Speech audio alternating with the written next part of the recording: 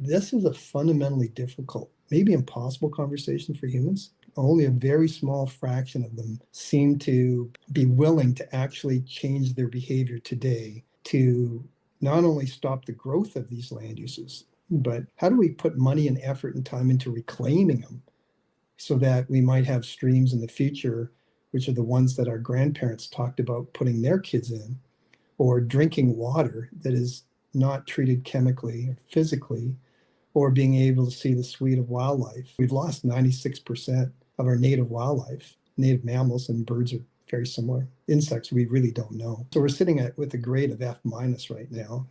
Maybe we want to reclaim it back to a C.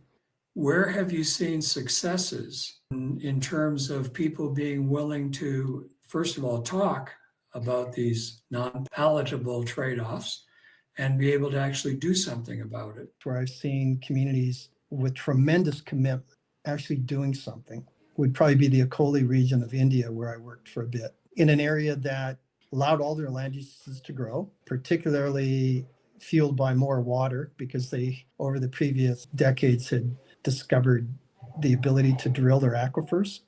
So it was an area that was basically low intensity agriculture, sustainable, been going on for probably thousands of years. And then foreign aid from Canada and Europe and the United States came in and said, hey, you know what, if you guys could just start using boreholes, you'd be so much better off. So tens of thousands of boreholes go in, food production goes up, population explodes, youth survivorship explodes up.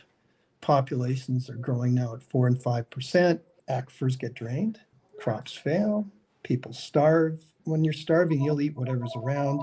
They ate everything they could. Vegetation was gone, no vegetation. The soils got eroded and it went back to rock. And then it was in the aftermath of that I was and others were invited in to look at that. And I saw people committed to doing something. And I thought, wow, I couldn't imagine a more blunt signal, like basically everyone that anyone knew is dead.